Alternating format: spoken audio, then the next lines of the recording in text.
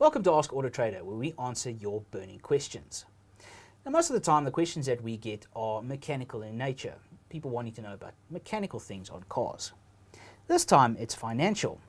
That's why we decided to bring in an industry insider, Lloyd Quinn from Quinn Automotive. Welcome. Thank you. So our question today is, what is negative equity and how does it affect my car finance? Lloyd. Negative equity. Well, we refer to it as shortfalls. It's something we see quite often in the dealership environment. It's when you take your vehicle and you want to trade it in on your next car. Your value received from the dealership is less than what the car owes with the bank, or less than you might have invested previously, but mostly in the case of a vehicle that's financed. This negative equity needs to be dealt with in some form.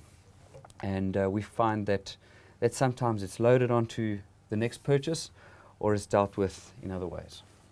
Okay, so what would be your tips to take care of your negative equity? The obvious steps to ensure your vehicle retains as much value as possible throughout its life cycle with you in your possession is to make sure that you capitalize on not losing too much on depreciation. That would be mileage, not excessive mileage.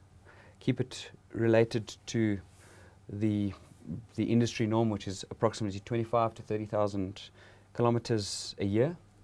And make sure that you've bought the car at the right price.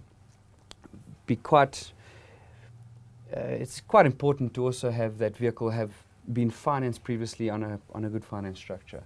But those are more or less the three things that create the negative equity. Well, that's very interesting to know.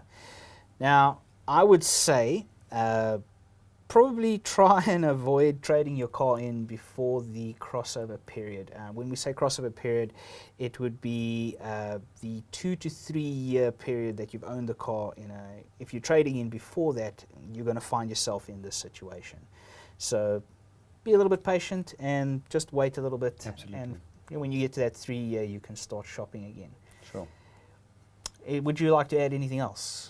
Well, I think if you do reach that point where you're trading in before you've kind of killed any of the interest that was bearing on the contract you initially entered into, and you haven't dealt with much of the capital